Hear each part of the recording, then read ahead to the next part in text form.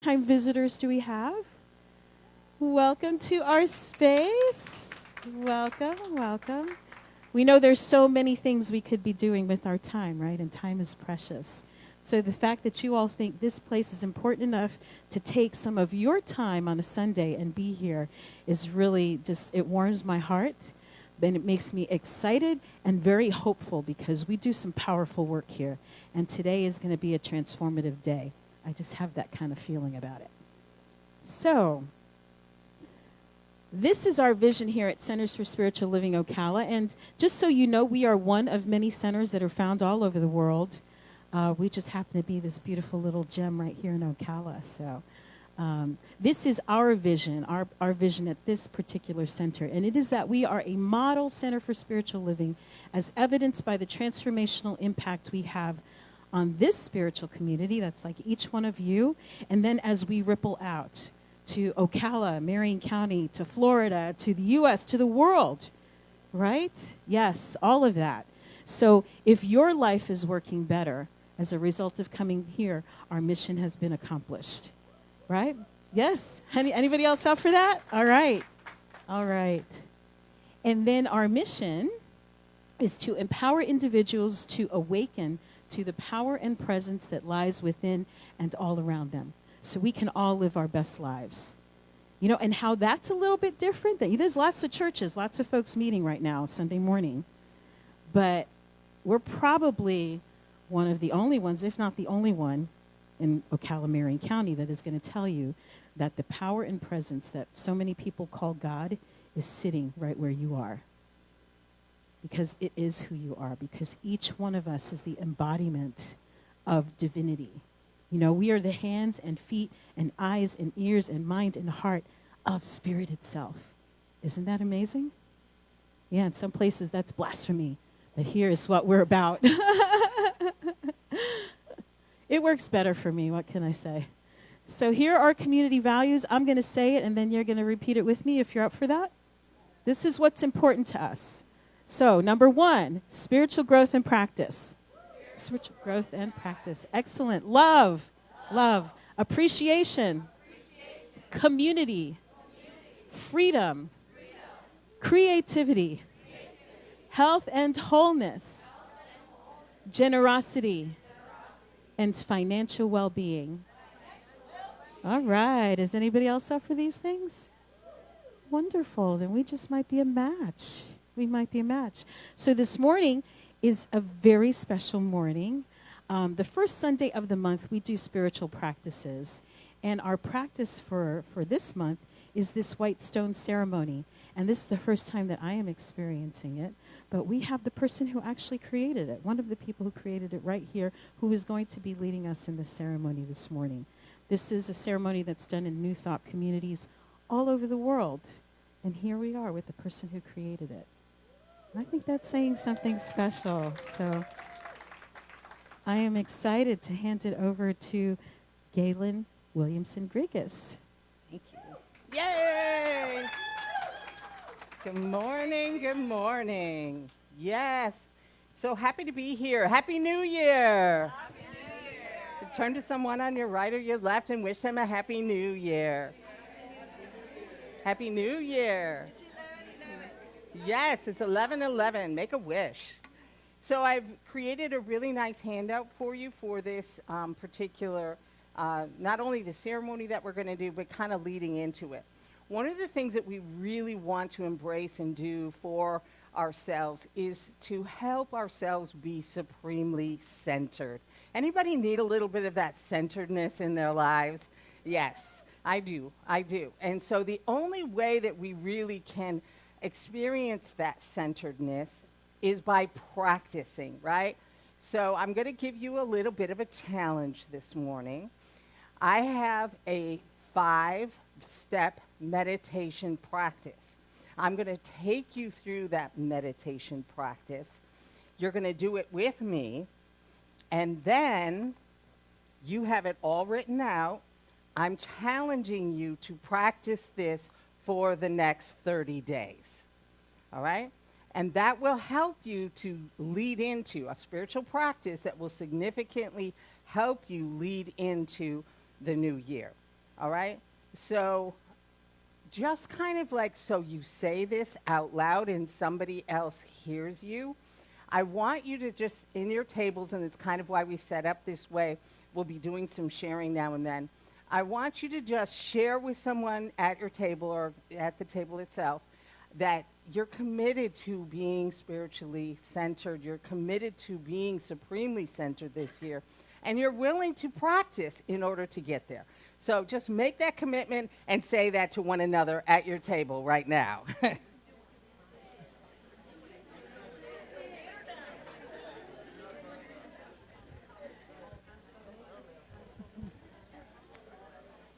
am committed to be spiritually centered throughout 2026. I'm committed to being spiritually centered, supremely spiritually centered in every way, shape, and form in 2024. Needed, right? Mm-hmm.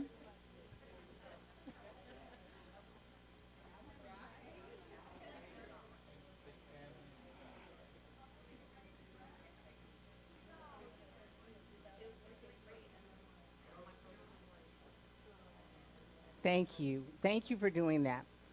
I also just want to take just one moment to introduce somebody who's incredibly special to me, who is here today, and it is my oldest son, Joshua. Joshua Clayton is here today.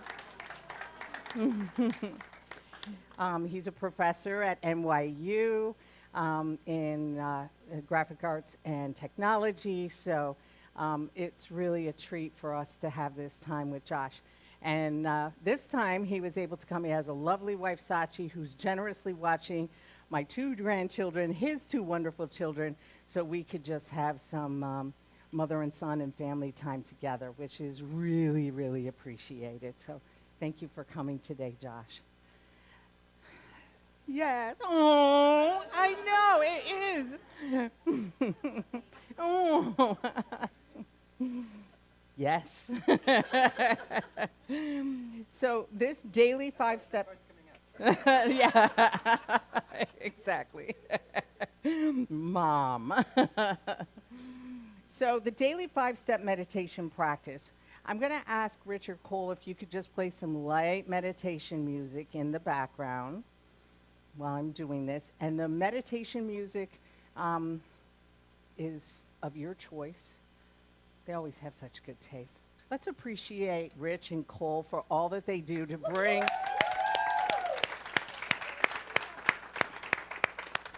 And I also want to thank Pam and her team for getting the room set up and the tablecloth. Yes, we have such wonderful volunteers and help and support. If you'd like to be involved, please just let us know. So the 5-step meditation practice, step 1 is relaxation, step 2, meditation, step 3, concentration, step 4, realization or the silence, and then step 5, thanksgiving. All right, so this is the basic foundation of meditation. You're probably already all familiar with this, very familiar with this. This just kind of brings it into a step-by-step process. So when we get to let us now enter the silence, we're actually going to do that for 60 seconds. It seems like it's not that long, and if you can hold that space longer, that's excellent. The longer you can hold that, the better, but for today, we'll just have 60 seconds of silence. So I'm going to ask if you just take this time to turn within. And if it feels comfortable for you, just gently, close your eyes. You can have soft eyes. You don't have to be all the way closed if you don't want to. Or just close your eyes and let yourself begin to relax. Feel your forehead smooth and relaxed. Feel that little spot between your eyebrows relaxed. And to get still, the body must relax and the mind quiet. Center your attention and pay attention to your breathing. And allow your breath to come in and out. and just follow your breathing. There is a quiet place within us all. From the scripture we read, your bodies are temples of the Holy Spirit who is in you. Your body is a temple of the Holy Spirit who is in you. So silently say to yourself right now, peace, be still. Peace, be still. And let's take a nice, deep, cleansing breath.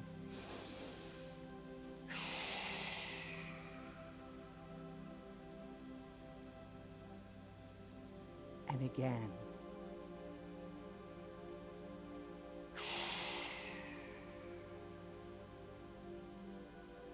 And once more.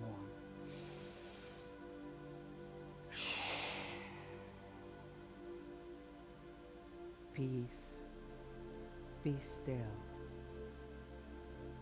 Peace, be still. And as we enter the new year, 2024, we let the thoughts of the Christ Spirit fill our minds. We allow the love and the goodness of that Spirit to flow in and through us. As we remember the scripture, Christ in you, your hope of glory. Holy Spirit in me, my hope of glory. Breathe into that knowing.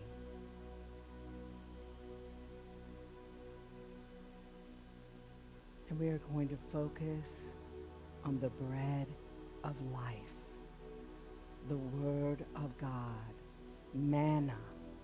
Manna represents the realization of that divine substance. And it's everywhere present and available in every part of our consciousness.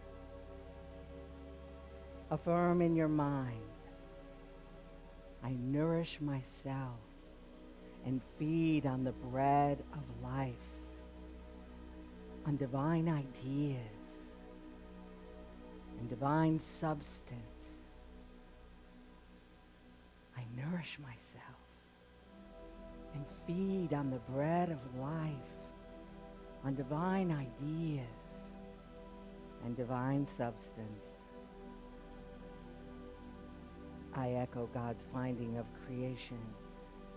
God saw that it was very good. Hear that for yourself today. You are good and very good.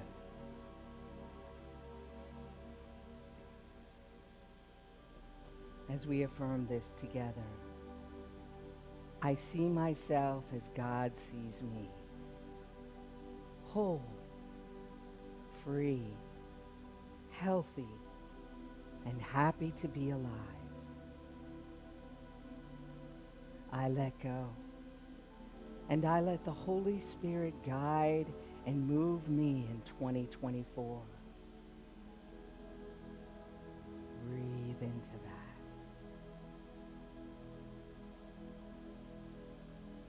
I am one with the creative matrix of divine ideas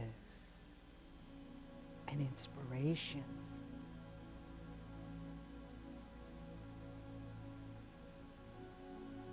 In 2024, I visualize peace.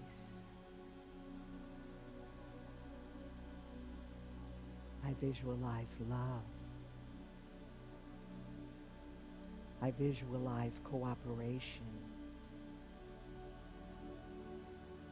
I visualize kindness. I visualize healing for all the people of the world and our planet, Mother Earth. I keep my eye single, filling my life and world with golden healing energies.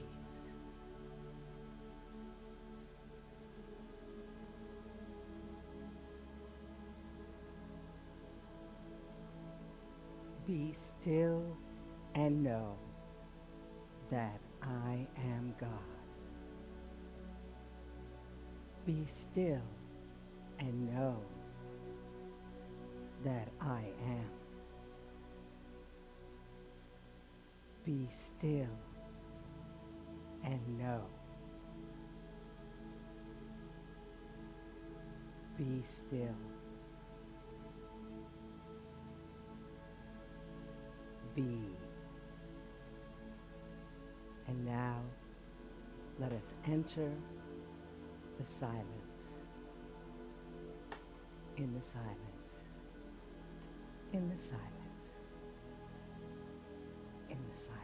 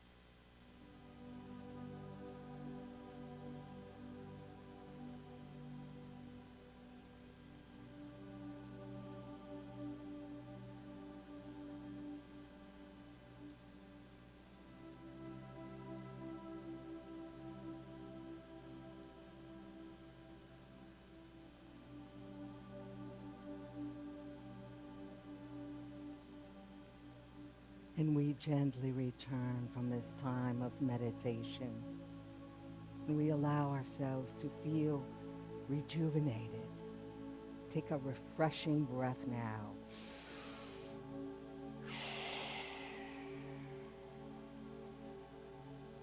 And remember today, I live and move and have my being in spirit. Let's take another nice deep breath.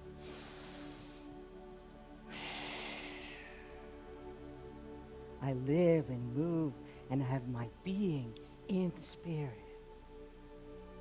One more breath.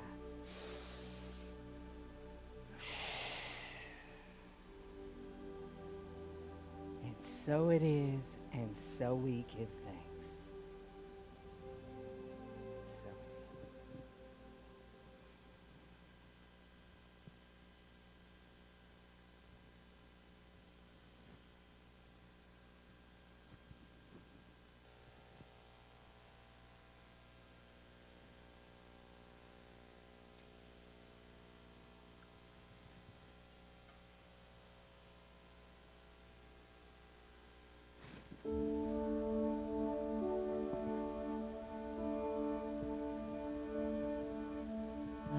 Surrender to my greatest, highest good.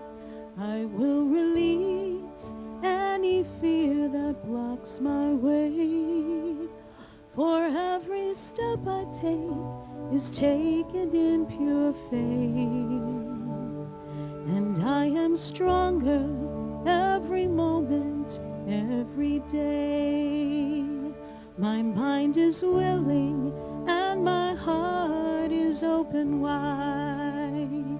I trust my instincts and let spirit be my guide. I vow to live a life that's real and pure and free. As I continue walking in this mystery, I will surrender to my greatest, highest good. I will release any fear that blocks blocks my way. For every step I take is taken in pure faith. And I am grateful every moment, every day. There may be walls, there may be roadblocks in my way, but I can choose to take a higher path each day.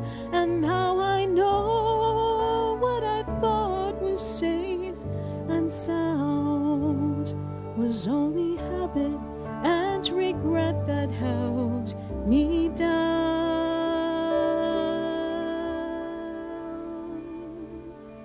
I surrender to my greatest, highest good. I release any fear that blocks my way. For every step I take is taken in pure faith.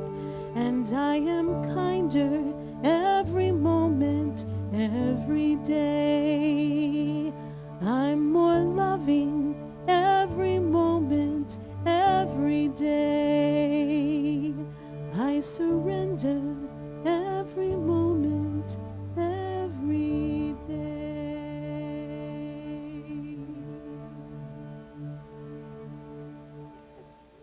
Yay!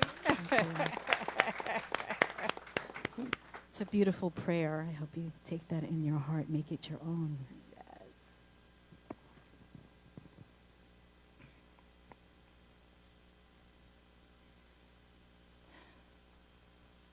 So the handout that I created for you today is quite extensive, and it has all of the bullet points that I'm going to share with you on the PowerPoint as well, so you get to take those home with you.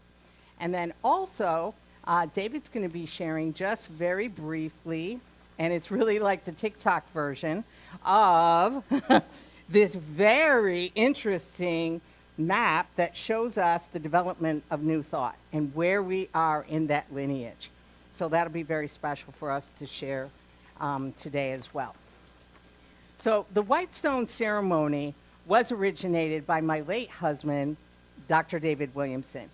The reason that I get attributed, which is really nice, is because I wrote the book. And I put the ceremony in the book, which took the ceremony out into the world. So I feel like we've really worked wonderfully collaboratively together. And so the White Stone gives us the opportunity to let a new spiritual name come to us. It's a name that enables us to embody the qualities that we want to embody in our life and what we want to express. Now, it is a naming ceremony. So what I would like us to do, because we all have a name, right? We all have been named by someone else. And so there's a little bit of a history perhaps to our name, or a story that goes along with your name. So just to kind of as a little icebreaker, and this gives us the opportunity to know one another a little bit better, I want you to share around your table, maybe in threes, that's usually the easiest, or two, how did you get your name and where did it come from? All right, so that's the first thing you're going to be sharing with each other. How did you get your name and where did it come from? All right, so let's just take a few minutes to share that now around the table.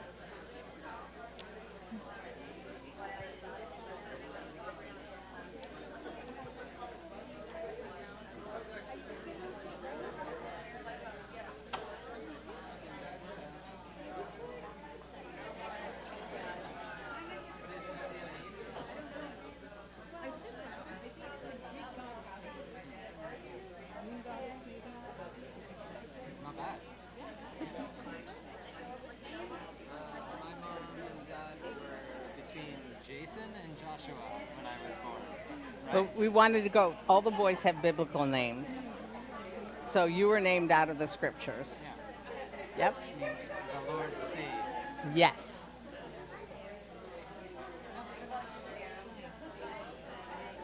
All my kids are J's.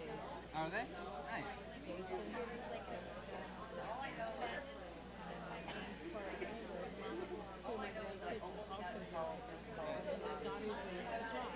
Oh, that worked out.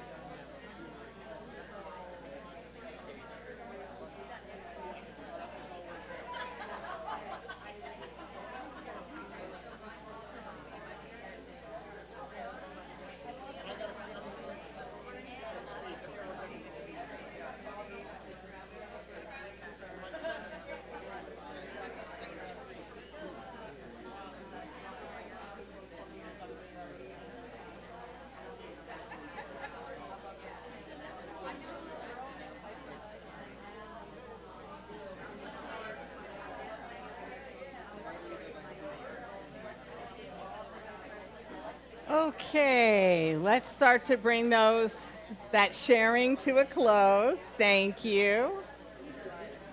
I hope you learned some new things about people around you.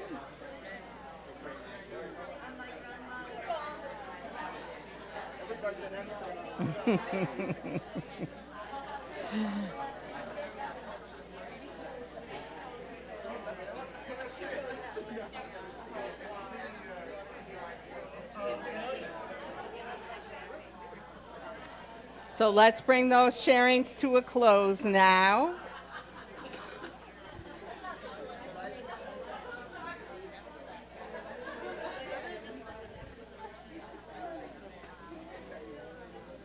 Thank you. Did you learn something new? You always learn something new. And even new things about people that you think you know. So the white stone helps to mark a new beginning. And the white stone is a way that we can optimistically start the new year. So we're entering into 2024. So that's why that white stone became such a popular ceremony to do on the first Sunday of the new year. It was always White Stone Sunday. Now, Spirit has been speaking to us for a millennium, at least. And so we want to kind of honor and understand where are we in that lineage. And so David's going to briefly touch on this, and you have a handout that is on the next page that will help you to kind of follow a bit of the development of New Thought through prehistory wisdom to the primary New Thought organizations of which we belong to today. Okay, so if you're tuning in at a later date,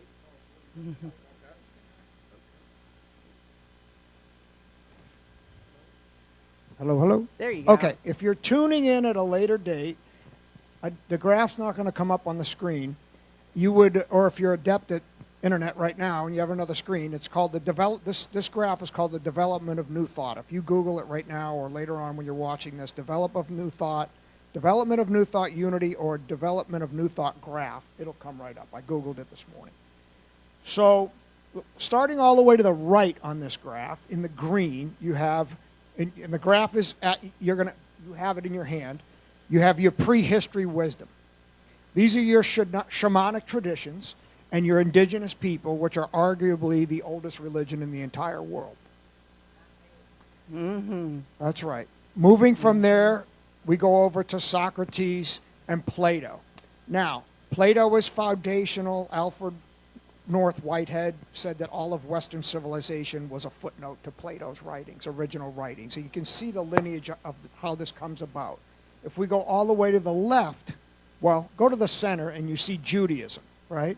The history of Judaism, which comes through Philo of Alexandria, Origen, Hypatia of Alexandria, female teacher, and you'll see it goes through Meister Eckhart and the people on the right, George Fox, which was the founder of Quakerism, which, you know, you get the idea of the inner light, right? He's that inner wisdom, that inner light, inner healing. You have Emanuel Swedenborg, which is a philosopher and a scientist and a prolific writer. You have a whole Swedenborgism, which is a whole thing. And we're on the right side going forward. You have George Hegel, which talks about phenomenology. And he talks about Hegel had his thesis, his antithesis, and then your synthesis. You would take two different ideas dialectically back and forth and create your synthesis. And from there, you go into transcendentalism, Ralph Waldo Emerson. Moving to the left a little in this philosophers and theologian, you have Buddhism and Hinduism, which predate Christianity. And you can see them leading down into Madame Blavatsky, who is the founder of the Theosophical Society, and also Thomas Troward, who was a writer and a theologian from England. And you can see where it's all coming down and combining down to there. And I'm going to stop right there on the right side, and we're going to move over to the left side of your graph.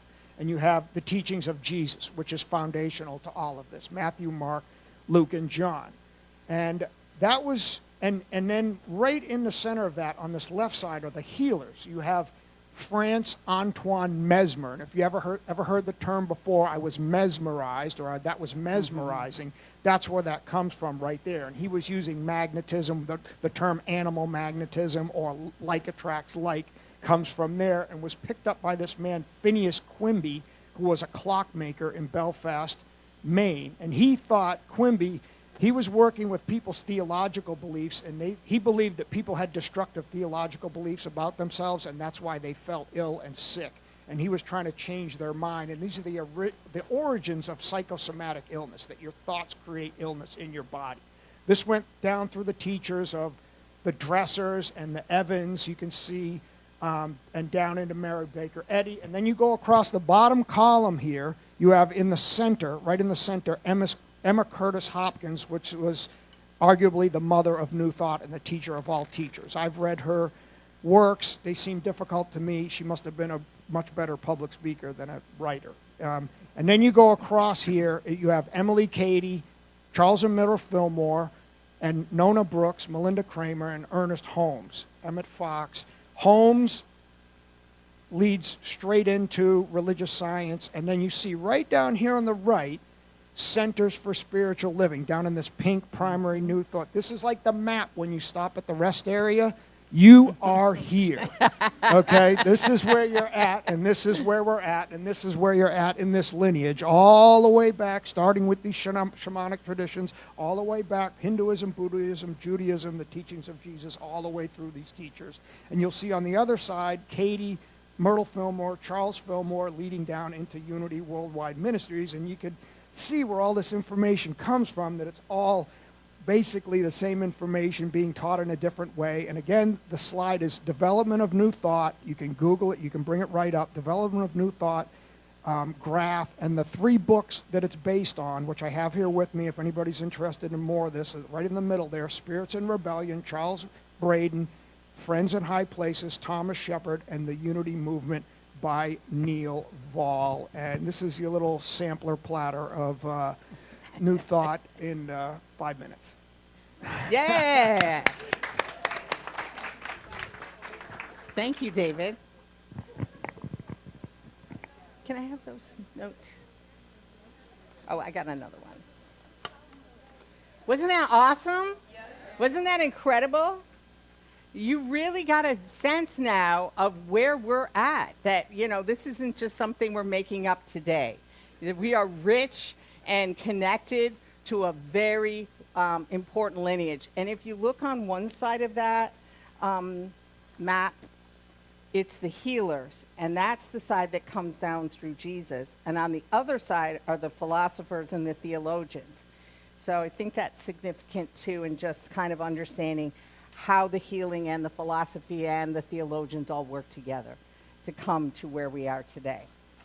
All right, so we're going to look at this particular scripture. It is from Revelation 2:17.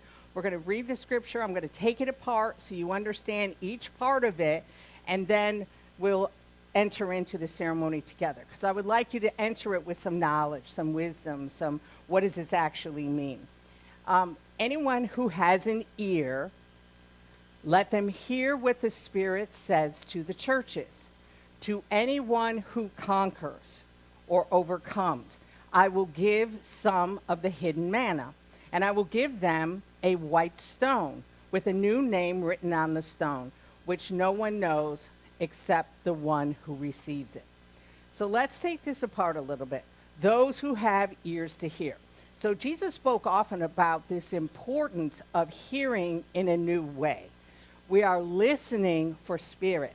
It's not listening to the outer realm, it's listening to the inner realm, you see?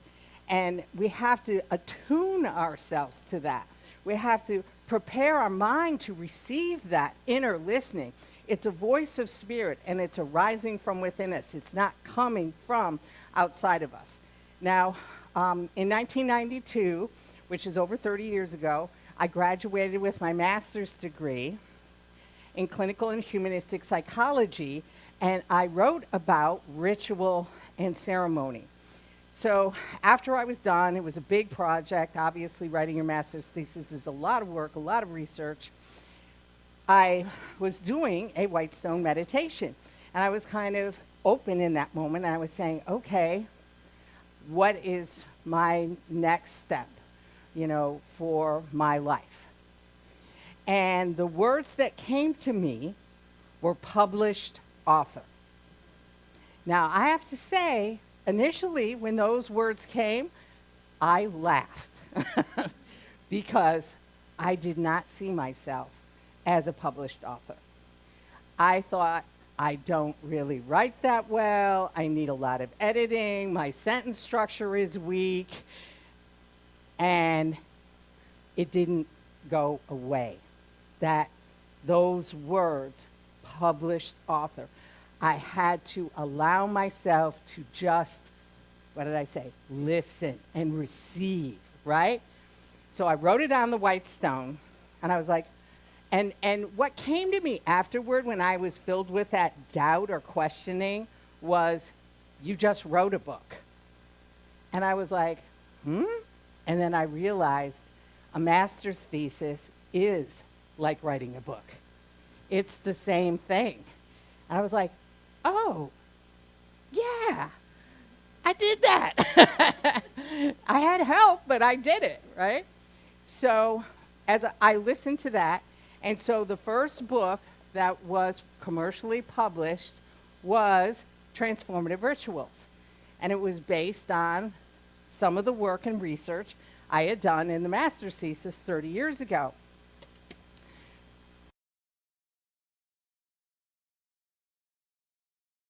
Then I went on a book tour, and I wrote the next book, Golden Eggs, Spiritual Wisdom for Birthing Our Life. And that was picked up and printed in Portuguese in Brazil. And then I wrote 12 Powers in You with a collaboration with my late husband and a medical doctor, and understanding the 12 powers. And that was picked up in Indonesia. And it was printed in Indonesia. And part of that was also a 14-part video series, which then became distributed worldwide. So people could understand the 12 powers. They could understand, and I did break that down and put it on YouTube now, just in case anybody's interested, because I'm sure you do not have a VCR. So then I was kind of on a different path for a while, and I was a corporate consultant, and I did corporate consulting, and I did training. I did training in the workplace. I did trainings in the schools for children because I realized how we're really kind of suffering because we don't understand how to manage triggers and have good, healthy boundaries.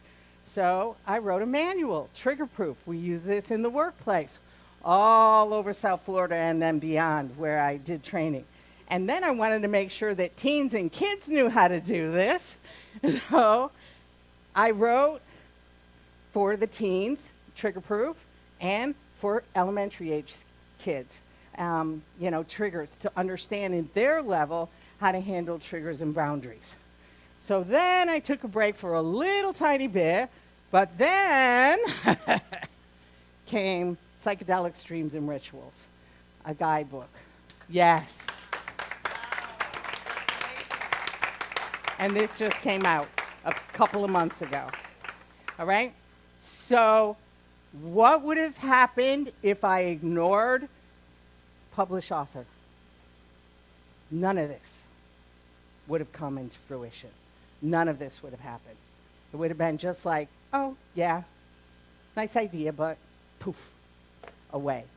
So I share that so that you can see my journey, but also to realize when you get the message, everything you need to make that manifest in your life is already inside of you.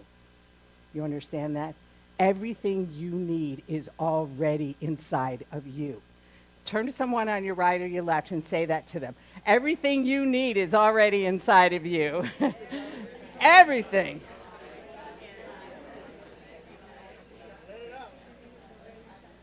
Everything. See? Everything I needed was already inside of me. Okay? So we have to trust what we hear, right? And that's what the scripture's saying to us. One of the biggest challenges is when we begin to hear new messages is to trust what we hear. That's the challenge. So there's some tools that we can use to recondition our mind, and these are called denials and affirmations. It's a really easy, simple tool that we can use. So denials and affirmation are two powers of our mind to align ourselves to reflect the intellect that is coming into us, the pure conscious experience that is coming into us through spirit, right? And we have a lot of other thoughts, though, right? Some of the thoughts aren't so good. We have doubts, we have fears, we have thoughts about our own beingness, our health, our safety, our well-being, and we can have those thoughts, right? But we don't want to give power to those thoughts. Do you understand the difference? We deny the thought has power over us. We deny the thought that that thought has power over us. It's not denying the thought. We're not in denial, right? I'm a psychotherapist. I confront denial all the time, right? It's not being in denial. We see what we need to see. We hear what we need to hear, but we don't give that negativity, that fear, that doubt to block us, just like Cindy sang about. We have to surrender that part so that we can hear more clearly. And we affirm that which we want to actually make firm, right? That's what affirmation is. I make firm what it is that I want to see, that I want to manifest. So to deny the power to the adverse thought and to lay hold of the divine truth in our affirmations. This is our power to conquer, right? The scripture talked about conquering or overcoming to align our intellect with God mind.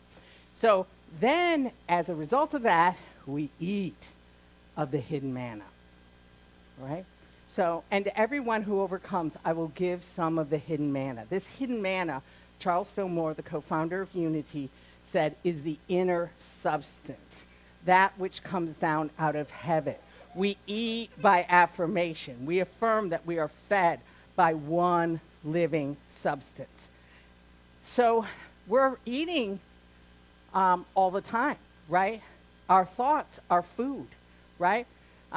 We even say that kind of whimsically, here's some food for thought, We're eating those thoughts all the time.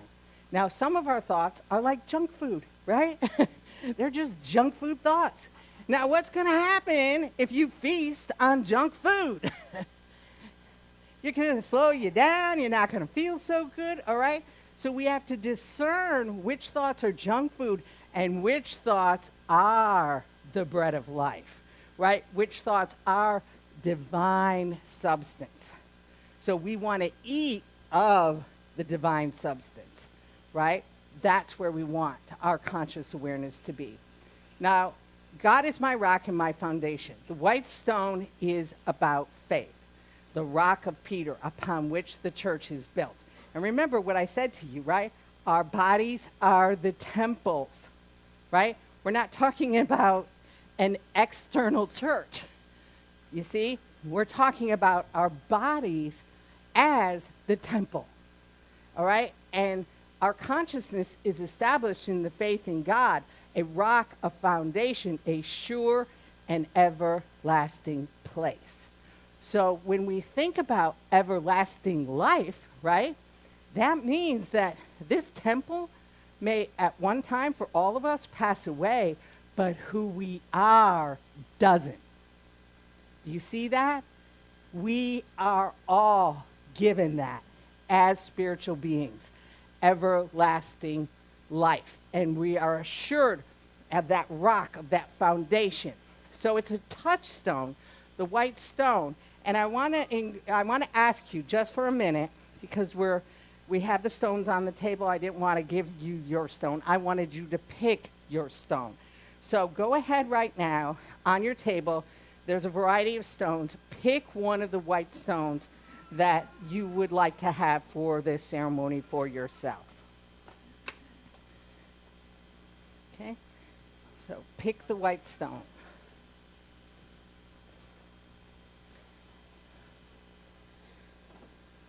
All right?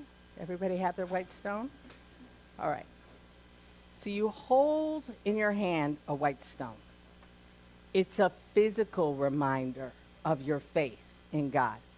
Your faith is the rock, is the foundation. It's a reminder that there is an everlasting foundation that you can rely on. It's a symbol of the realness of your faith in that. And the stone is a way to touch in. It's touching in our daily lives, the firm belief that we hold in our minds. The real for you, for me, for us all, is spirit. So hear this. On the white stone is written a new name that no one knows except the one who receives it. So Charles Fillmore suggests that the new name is your concept of yourself, right? And no one knows who you are except for you. I mean, externally we can mirror that for each other, but internally, to become yourself is to know yourself. Remember, this is the journey that we're on. To be true to yourself is to be true to God, and to be true to God is to be true to yourself, right? To know yourself, to love yourself, to have self-understanding, self-compassion, self-forgiveness. That's the journey that we're on. So no one knows it. It's unique for you. So it's real only to you, and it comes to you from spirit. So names do change for us, right, through the years. Sometimes we are married, and we have a name change. Some in the Native American traditions, as young people come of age, they may have a vision quest, and they come back from that vision quest with a new name, right? And that's their rite of passage. It would be very helpful for our young people to have something like that in our society and our culture today as well, to kind of mirror that. Name changes in the Bible signify a new understanding and an increased awareness of God. So we see in the Bible that Jacob becomes Israel, right? Jacob wrestles with the angel, and he says, I'm not going to let the angel go until I get my blessing, and he becomes Israel. So he goes through that understanding, that name change. Saul becomes Paul on the road to Damascus. So remember, Saul was, he was the followers of Jesus. He was killing them. He was stoning them, and remember, Jesus is not a Christian, all right? Are we really clear on this? Jesus is a Jew. He's a Jewish rabbi. He's a Jewish teacher. So, when we say we follow Jesus, it's different, because Jesus was never a Christian, which some people kind of forget. I don't know why, And Jung wasn't a Jungian, and Freud wasn't a Freudian, right? We can go on down the... It was what happened after they... So Saul is, persecuting the followers of Jesus, and Jesus appears to him on the road to Damascus. And he says, Saul, what are you doing? Stop it. I need you. I want you to help me. And Paul becomes the most prolific writer and spreads the word of Jesus. But Paul never met Jesus, right? He had a vision of Jesus. Jesus appeared to him as a vision. Now, I'm going to go out on a limb here, but I just want to ask some of you right now, have you ever had a vision of a spiritual being or Jesus or a master teacher come to you? If you're willing to, just raise your hand. Now, I want you to know this. This really happens, right? This happens, that our teachers will come to us. And we have to stay open and surrender to allow for that to happen.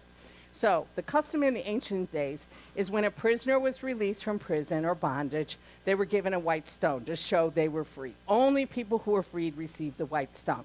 So symbolically, see this stone that you have in your hand today as your freedom, right? It represents your freedom. We free ourselves, right? So many times as a therapist in counseling, people come in and they're struggling, and I say to them in the most loving way I can, you're imprisoned within yourself. I can show you the keys because they're in your hand, right? They're literally in your hand, and I can help you unlock yourself. But ultimately, it's only you. I cannot free someone else who wants to stay in that prison. I can only point to where the keys are and help them to release themselves. So we have to free ourselves to live more fully conscious of the activity of spirit in every aspect of our life. And the connection, this very visceral mind, body, spirit connection to the divine, to our source. We all have access to that. We are spiritual beings. Teilhard de Chardin said we are spiritual beings having a human experience. You see? Now we get that backwards. We think we're human beings. I'm just trying to get more spiritual. If I could just be more, meditate more, if I could just I'd be fine, But that's not how it works. We're already as spiritual as we're ever going to be because it's already in us. It's innate within each and every one of us. You are born of spirit. You cannot become more spiritual. We can set our inner spiritual being free. And that's our challenge for 2024. That's our challenge at the beginning of this year. How can we live more fully conscious, more fully aware that we are spiritual beings? And everything that we need is already inside of us. And we touch into that knowing at a very deep centering in a part of ourselves. So, this is the time for meditation. And this is the time for allowing and letting come to us a name that allows us to be free, that allows us to enter into that sacred space and come into that place where Spirit speaks to us. I'm going to ask for a little bit of meditation music. What you played was absolutely wonderful. I'm going to ask that you get your white stone ready. On the table are permanent markers. So you're going to have to share the markers. Once your spiritual name comes to you, just write it on the white stone. All right?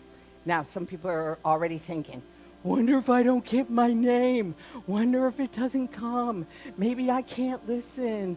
Maybe I'm not listening. Relax.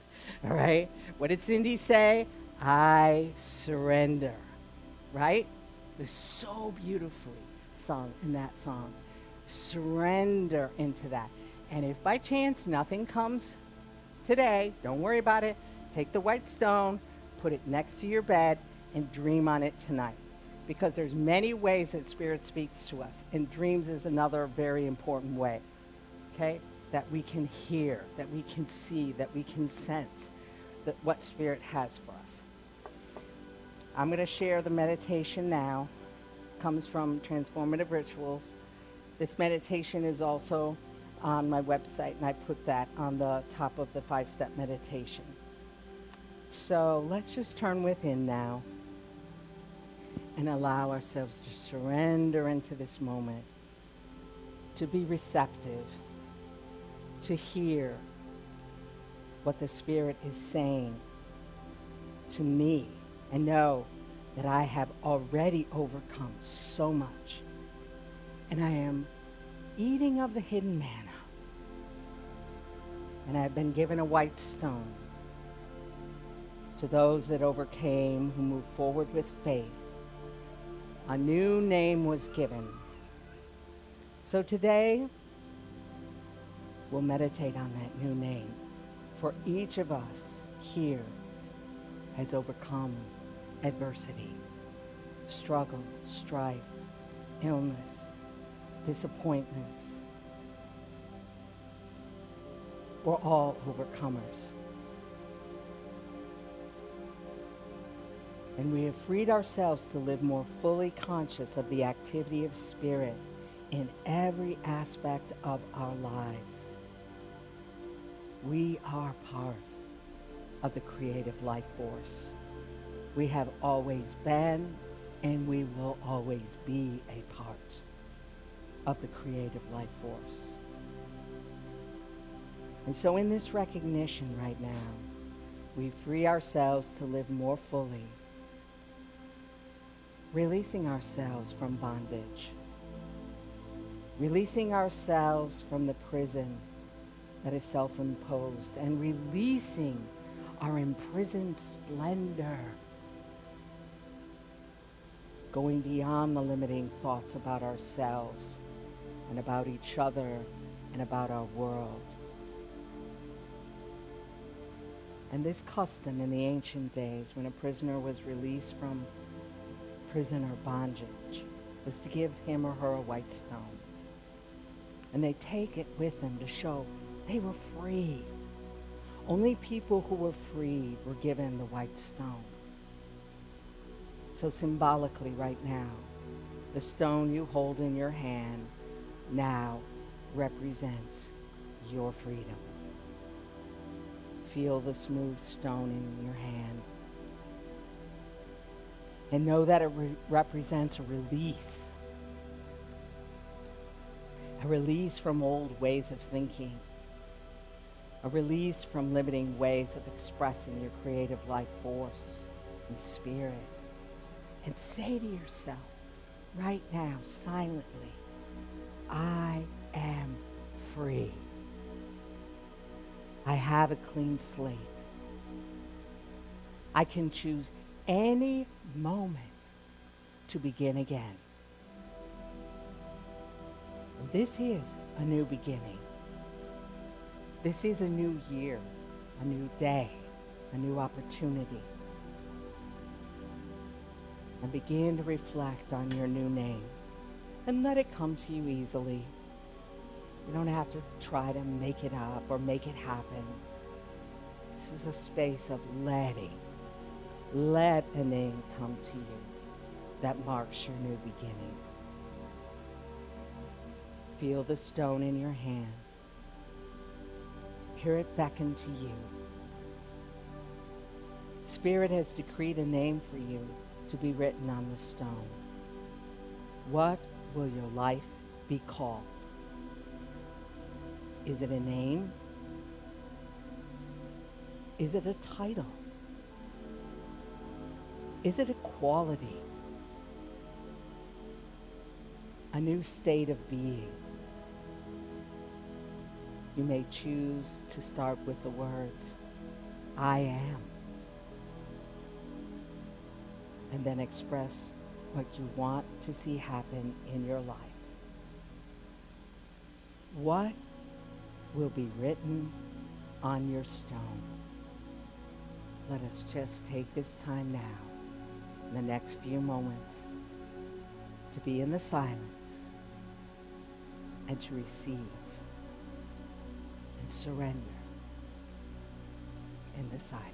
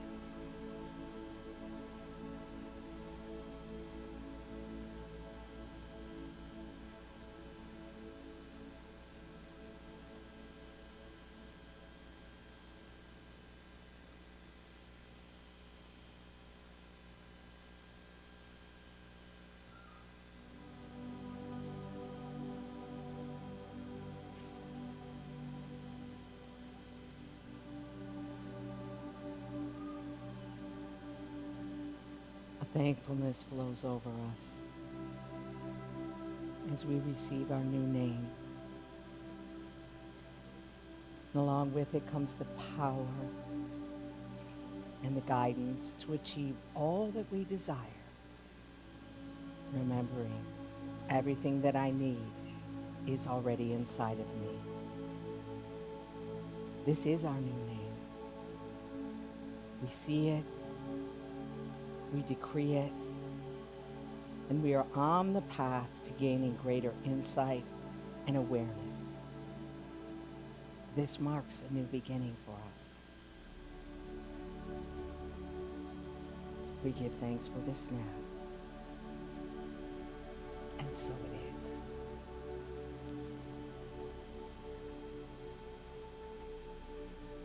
And if you would just please pass the marker around the table, write your name on your white stone.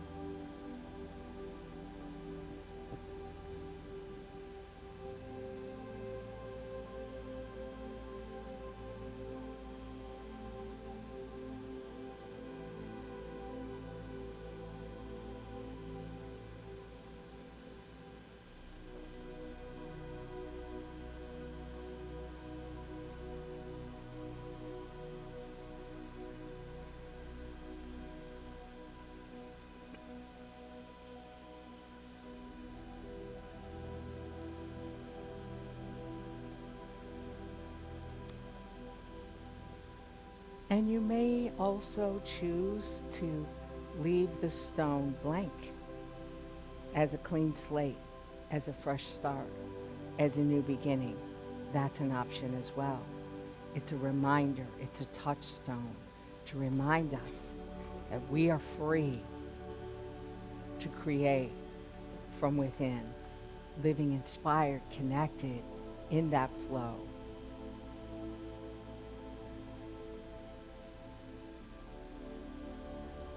And for some of you, it may have just come like that.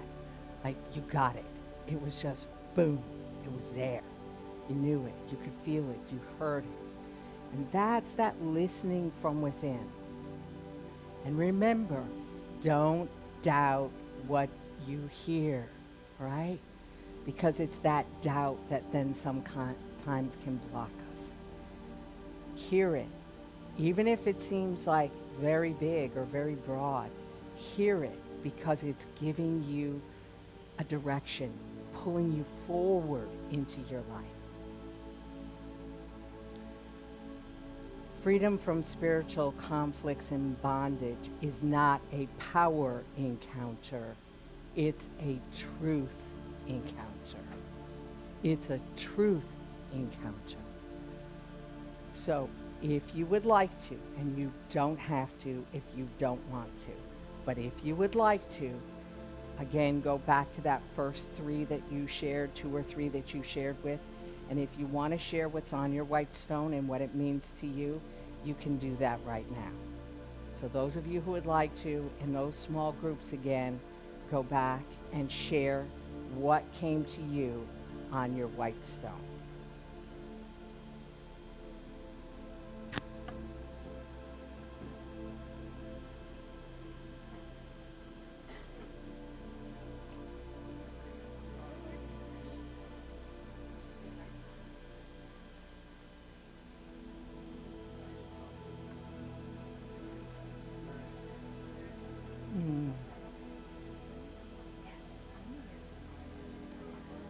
I wrote Father Sky on mine, but lowercase. As I try to live into both my ongoing calling as a father, but also the sacred masculine along with the sacred feminine.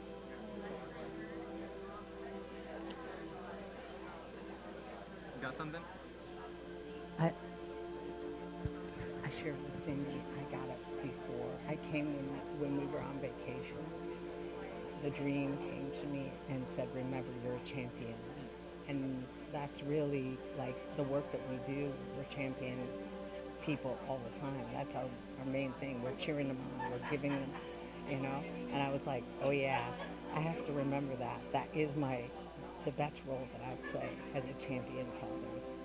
And champion myself and champion for human rights and, you know, even psychedelic rights, you know, the champion psychedelic rights.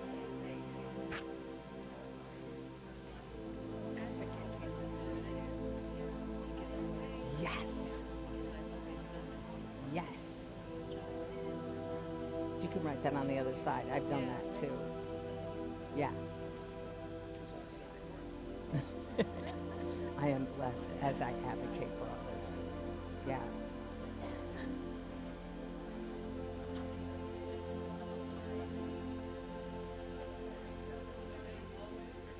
I'm going to invite them to share. Can you turn that on for me? I can run it.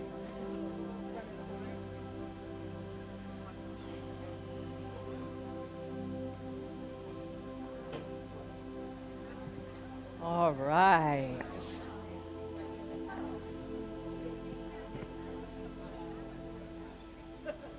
I see some wonderful sharing happening around the tables. I love sitting this way so we can see each other and share with each other. So Cindy has the microphone. If anyone chooses to speak and share with the whole group, we're open to supporting you in sharing. So whoever would like to share what's on their white stone, their spiritual, their name, and what it means to them, we as a community will hold that and that space, sacred space with you. Matthew would like to share. Hello? Yep, it's on. So those of you guys listening, I have on my stone his own journey. And yeah, it wasn't necessarily like a name that came to me, more so like a title for like a chapter. And the reason why I feel like this accurately represents 2024 moving forward is, thank you. That's his son. Yeah, Dad. I find myself closing off to how I actually want to live life, and find myself listening to, say, people that I see further down the road, older, wiser, on this mental pedestal that I have of people, with myself being 28 years old, newly married in a family. I seek to my friends, family, and outer circle and inner circle to get some sort of reference on how to do this thing. And something that my friend said to me was that nobody's ever lived my fingerprint of a life. Nobody's ever had my family in this time. Like, it's a pretty interesting time. I don't know if you guys looked around. So, yeah, like listening to my own inner voice and being true and authentic to my journey, because it is its own journey unfolding. I want to let it unfold naturally and organically. Yeah. Thank you, Matthew. Thank you. Yes, Christine.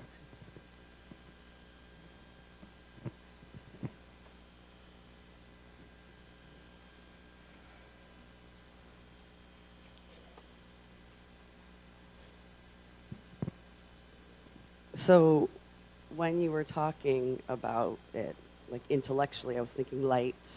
I even started looking up words in different languages, the translation for light in different languages. But during the meditation, like nothing was coming. A couple names floated in and out, and they were like, eh. And then when you said it doesn't have to be a name, it can be title, it can be something like that, it popped into my head, and I knew. And then I thought about a talk Cindy had given a few years ago about your dream, and that if it doesn't scare you, it's not the dream. If it's not like a little bit like you said, like, oh, that's not me. So, and I wasn't even going to say it, but then I realized that I wouldn't be living it if I didn't get up here and said it, because what it is speaker. And so, and that's, a thing. It's a big thing. So the idea of speaking publicly, of bringing things to light through public speaking is huge and definitely scary. Because as soon as I was like, oh, my stomach, I was like, oh, that's, and then I was like, well, that means I'm on the right track. So, so I wasn't going to share it, and then I realized, well, that's kind of what I need to do, because that's me. So. Yes. Yay.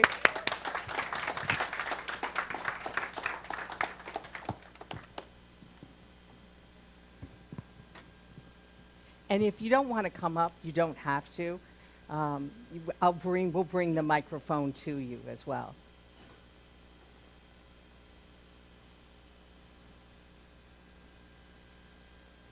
I'm so happy to be here. I'm so happy to found this place. And I'm so happy to have found all of you.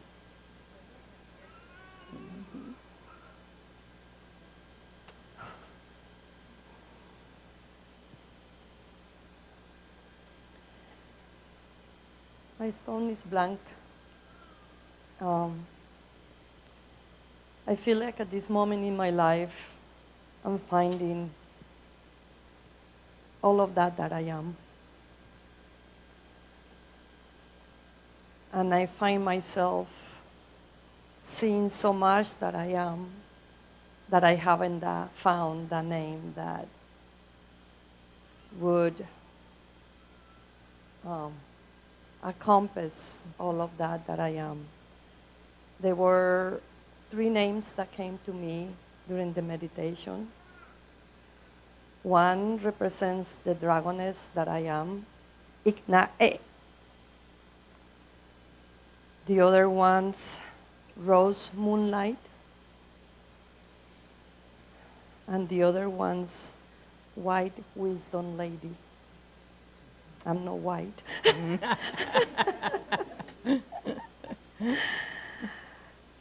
And I know I'm white, inside and outside, because I am light. And gonna keep it blank for a little bit, and I wanted to step up and speak. This is kind of easy for me. My husband knows it. And when this whole ceremony started, like, what is your name? A speaker. This is what I know is for me to do. Is to stand, to be empowered, to honor, to embrace all of you as I embrace myself, to teach. So that's one of the hats that I'm owning. And I'm so grateful to have stepped into this center, because I feel I'm going to be able to be me here. Thank you. Thank you. Thank you. Excellent.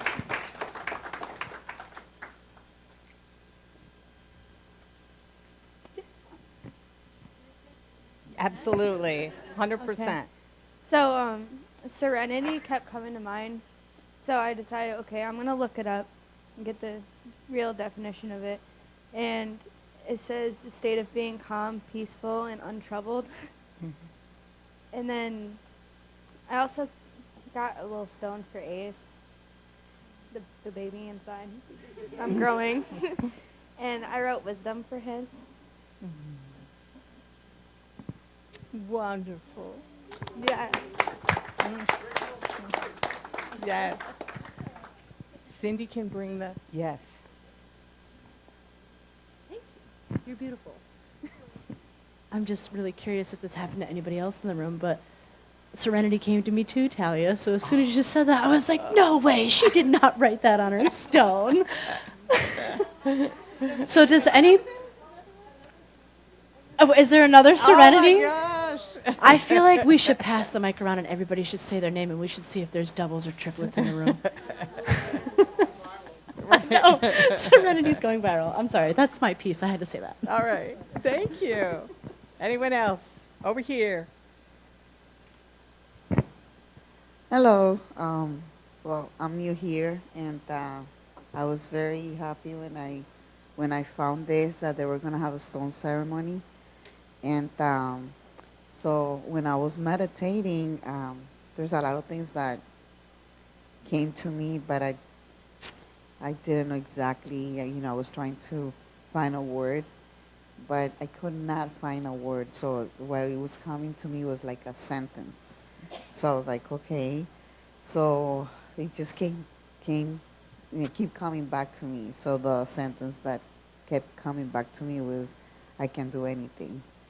Yes. And it says, yeah, I'm powerful. I can do anything. So that was the thing that I was like, you know what? It's 2024, new beginning. Bring it out. Anything that comes to me, just bring it out. I could do anything. And that was just basically, and I had it white, but then, it just came out. I was like, I'm going to leave it blank. But I was like, no, this is it. This is the sentence that came, it was keep popping up on my head. So, yes, I wrote it down. So that's what it is. Thank you. Beautiful. And you bring up a really good point, too, that the name or the quality may come, but it will continue to reveal more as you go into the year. Even there have been a few times when I wrote something down and I wasn't even sure what it meant at first, And I was like, okay, this is what I'm hearing. But then as the year went on and as I kind of allowed it to organically grow within me, more was revealed. Hi, guys. So I got a chance to be in the back with the babies, and it's been fun. And they did their own stones. And my stone that came to me, I thought was one word. And then when I was in the hallway, it popped in as clear as a bell. And it was my original name that my grandmother wanted to name me. Before my family settled on Donna, it was Hannah.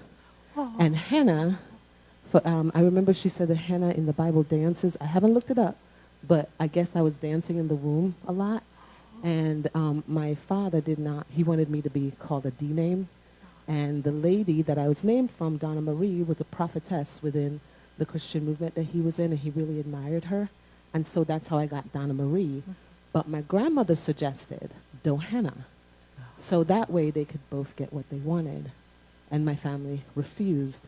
But my grandmother always told me, Dohana is your name.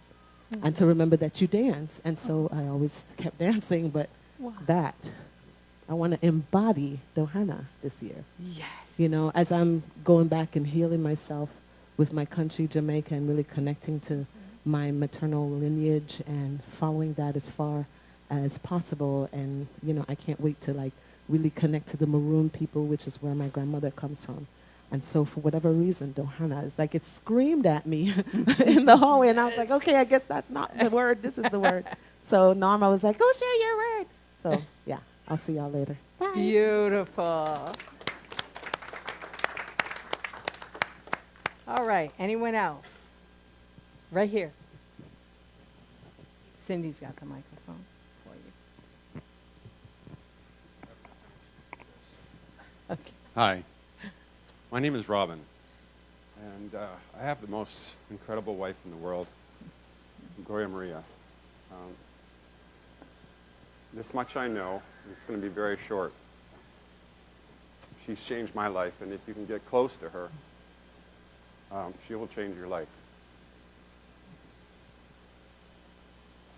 Rosa Maria, I just met. Gloria Maria, Rosa Maria. Rosa Maria's first time here, our second time here. Gloria Maria, Rosa Maria, Robin. That's how much I know. I know everybody in this room. And wherever you are in your life, you're in the perfect area. You're in the perfect place right now, right here. I'm honored to know you. And that's all I know. Thank you. Thank you, Robin. All right. Anyone else? Over here? Over here?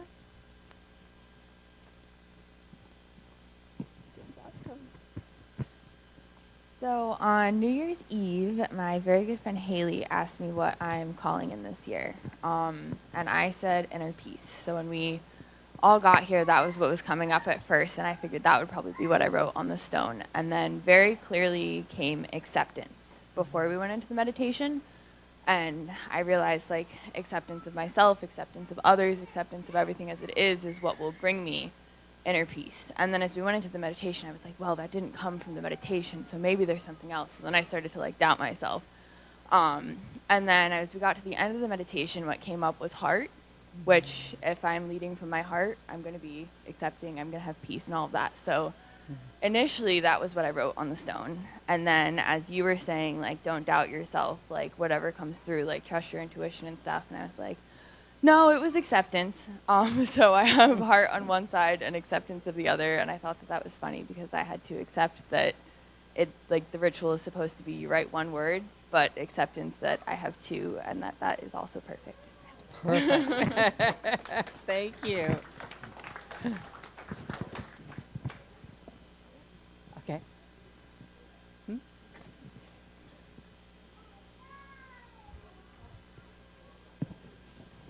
My name used to be Kevin. It's now Eli. And the way it came to me actually was based on a movie I saw that Morgan Freeman was in. And it was called The Book of Eli. And through the book, he's he's trying to save a copy of the Bible because it's the end of the world, and this is the last copy of the Bible that's available. So he meets all kinds of people through his travels and adversity, and people trying to steal it from him and kill him for it. And eventually he gets the Bible to where he wants it to go. And I don't want to be a spoiler, but there's a secret, like, how he carries this Bible. But anyway, he gets it to its location, and he finds there that there's Bibles and there's books from all kinds of religious practices all over the world in this one building that they're calling the library. And I just want to continue to try and help spread the good word and save the good word, just like Morgan Freeman did in this movie, Book of Eli. So, Eli it is. All right. Thank you. Thank you, Eli. Well, all right. We're ready for the kiddies, and I would encourage you to share with one another in between times. We're going to bless our children now. Would you do that, Cindy? Sure. Here, Donnie, oh, okay. Hi, everybody. They wanted to come share their word, but we were trying to learn patience and wait our turn. So you want to tell everybody what your stone says? What does their stone say? Pink. That's her word, pink. And I said pink is the embodiment of the divine feminine, so hey. And sometimes she's a little unruly. What's your word? Can you say excavator, James? His word is excavator. Yeah, it was between dump truck, monster truck, or excavator, and excavator won out. Hey. Do we know what an excavator is? Because I don't know what that is, but it sounds like something. Oh, it scoops dirt. Hey. So we got an indigo energy here that's pulling out. Yes. And Chloe's word. Where's Chloe's word? Chloe has her stone, and she's crawling somewhere. But her word was ooh, and the other side says ah. She's our soprano 1 in training. Yeah. All right. So this is how we bless our babies. We rub our hands together, right? And we see all that awesome cosmic power in a little bitty space. And then we say, we beam it at them. We honor you. We see your light. May it shine on all that you do. Now guess what? I want y'all to turn to each other, because all of possibility did not stop when you got older. So we're going to talk to that inner child, and we're going to say, we honor you. We see your light. May it shine on all that you do. Thank you so much. Thank you.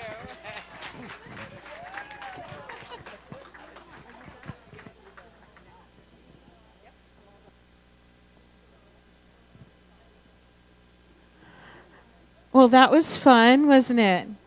Y'all, we didn't get to, I don't feel like we wrapped it up well for Gay Lynn, and just send her some love and thank you for this beautiful time that we've spent here today.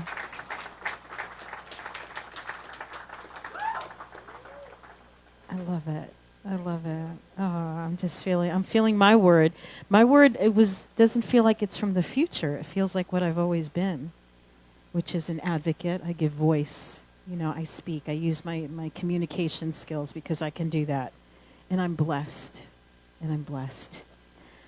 Whew. And so I just let that in, just let in the blessing, because I've been blessed. I've always been blessed, but I haven't always known it. Can anyone else relate to that? Yeah, so that's it. Like knowing it, claiming it, and being in it, allowing it to be. Whew. And there goes the holy water again. Anybody else shed a little holy water today? A little bit. Well, this is a time when we get to share our abundance, right? Because we value generosity, and we value financial well-being.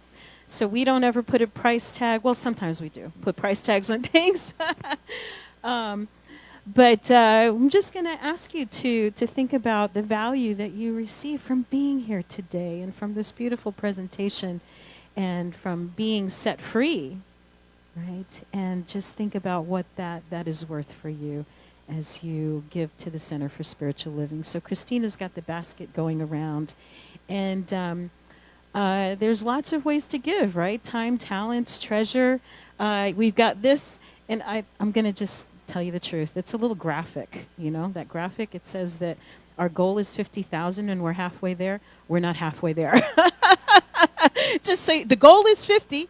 The goal is 50, but we're not even close to halfway there.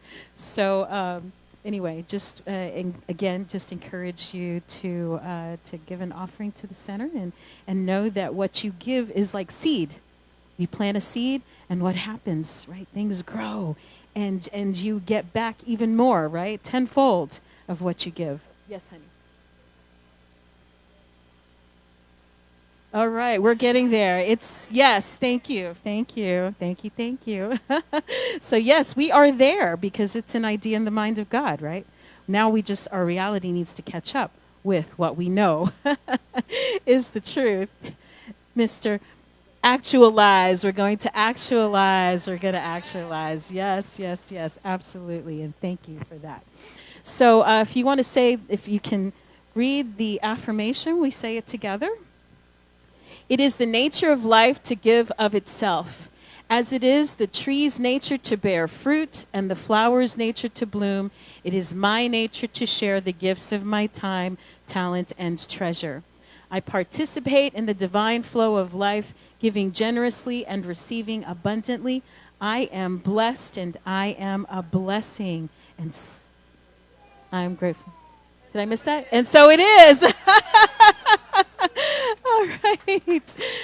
There's lots of ways to give. If you don't have cash or a check, you can always do it online, or you can do a credit card. We have what's called text to tithe. So what you do is once that number is programmed into your phone, you can send a text message with the amount of money you want to give, and it goes right from your account to ours once it's set up. So it's an easy, breezy, wonderful way to give. All right.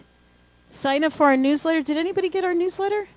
Okay, good, good. I sent it out last night, so check your email if you haven't seen the newsletter yet. And if you've not signed up for our newsletter, please do, so you can know what's going on. You can go to our website at cslocala.org. The website was not up last week. We were having issues with it. It should be fine right now. So what's going on? Oh my gosh, we have so many things happening. Next week we have a guest speaker, John Moore, who does something called family constellations. How many of you have experienced constellations? Raise your hands. We have a few people here. It is an amazing, amazing modality. He is going to do his talk in the morning and kind of introduce it. And then in the afternoon, I believe it's 1:30, so 1:30 to 4:30, he's going to be doing the workshop. And so you will get an opportunity to experience this, as I said, this modality. It's something that is used in therapy in Europe a lot. Here it's not used quite the same way. But it is an opportunity for you to identify areas where you may be stuck in your life, anything ever feel like it's holding you back, and to kind of blast through that in a gentle way, and identifying patterns of behavior, especially that have been passed down through family, ancestral stuff. So it's phenomenal. It's like magic. It is just like magic. And so I encourage you, right? Yes, Tiffany's like nodding her head. It is magical when you see this thing unfold, and I'd be glad to talk to you about it later if anyone wants to chat more about it. So that's in the morning, and then the afternoon. This is the workshop that is happening, and it does have, it's a lot of work what he does, and so we're suggesting love offering of $45 for this workshop. If you can't afford that, it is okay. At some point, you will be able to, and you can just pay it forward to him, and send him a blessing or pay it forward to somebody else. Anyway, that's Family Constellations next week. Then in the evening, so we've got 11 o'clock with John, we've got 1 to 4 with John in the workshop, and then next Sunday evening we've got the amazing Amy Steinberg here at 6 o'clock. Another just incredible, incredible musician.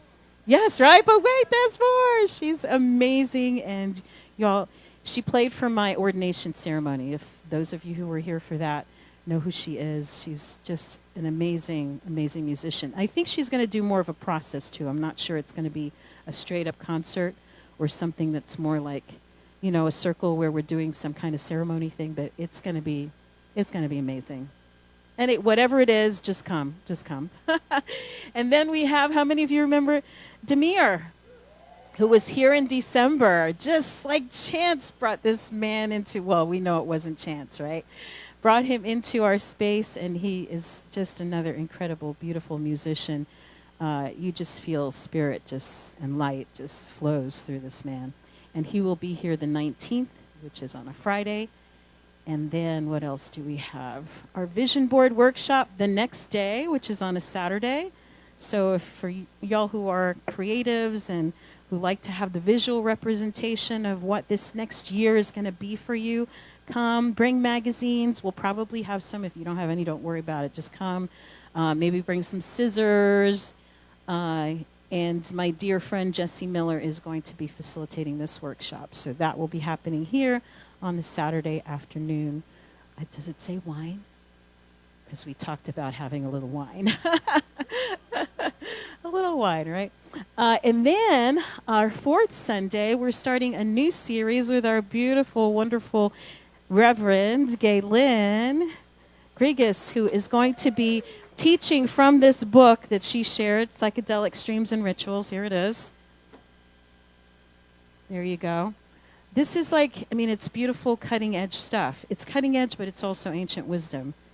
And it's also stuff that you know that when you hear it, did anybody have that feeling today? You heard something like it resonates deep in your spirit and your soul, you know? And that's what this wisdom is here. Psychedelic Streams and Rituals. We will be doing for the year. For the year, you're going to get an insight from the author herself throughout the year. Do you want to say anything else about it? At the end of each month, I'll do one lesson on one chapter, so you'll be able to kind of touch into the chapters, and we'll go through the book together. It's going to be great. We're going to have like a journey together as a whole community. I'm so excited. Thank you. All right. Yes, we're looking forward to that. What else? Yes? Uh-huh. Sure. Hi, Mary.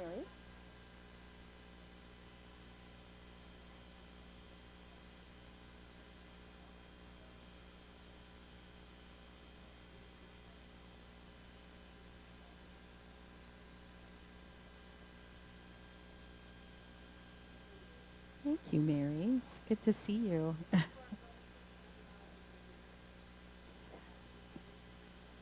Yes.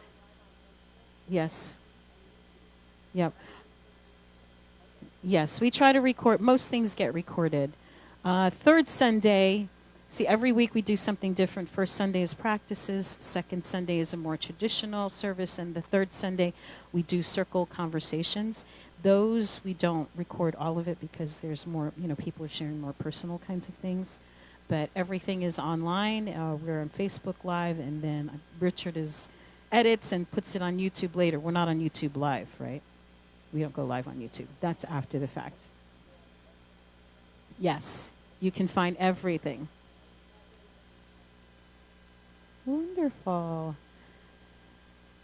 All right, so we have volunteer opportunities. Come, you know, there's so many things that this place doesn't run itself, right? We've got for administrative needs and work outside in the beautiful garden. For those of you who are newcomers, do go outside and check it out. We've got a beautiful 2-acre, you know, lot here, and there's a path in the woods. It's just a really beautiful space, a very wonderful healing space.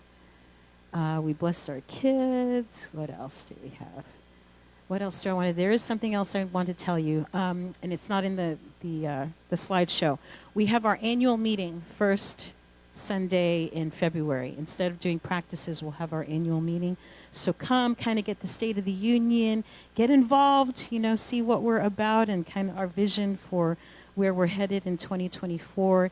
And we have a new theme for this year, which is, it came out of our theme from last year. You know, I spoke on joy in December and how joy is one of the fruits of the Spirit, but we don't always feel it.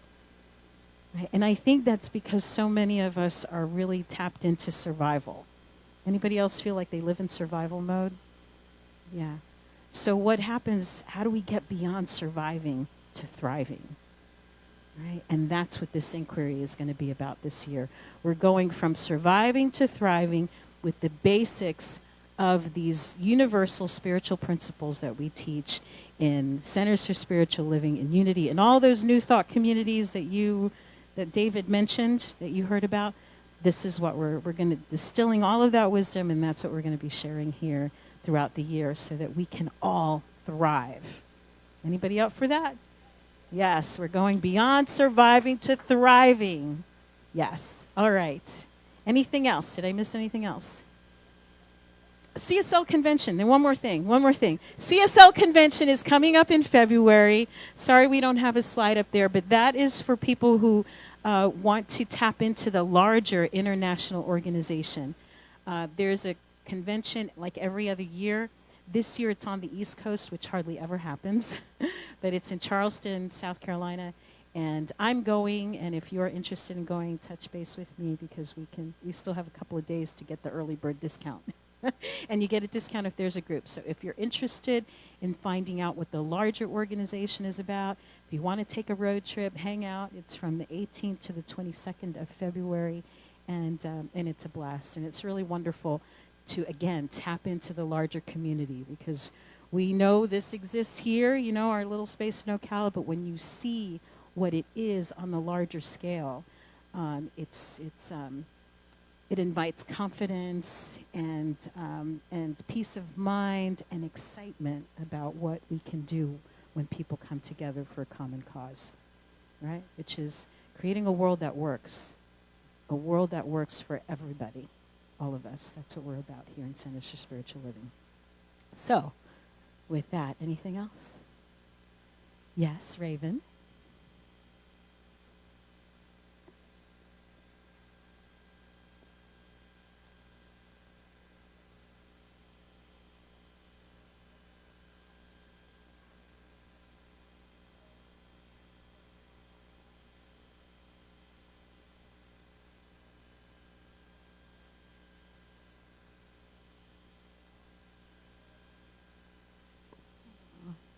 Oh, and we love you, Raven. Thank you. Thank you. Yes, sorry I didn't get you the mic, but for anybody who's listening at home, Raven is one of our longtime members, though she's a young person, a very young person, because she came when she was a kid. And she was coming on her own, right? She was didn't have the family bringing her. She was coming on her own, and here she is, and now raising her baby and bringing her honey here. So, yeah, it's a beautiful thing. It's beautiful as we all grow. Okay. If you didn't hear that, there are extra stones on the table. Feel free to take one for somebody who may not have been here and invite them to watch so they can have their own white stone ceremony at home. All right. With that, we will do our closing prayer, and I invite you to say it along with me. The light of God surrounds us. The love of God enfolds us, the power of God protects us, and the presence of God watches over us.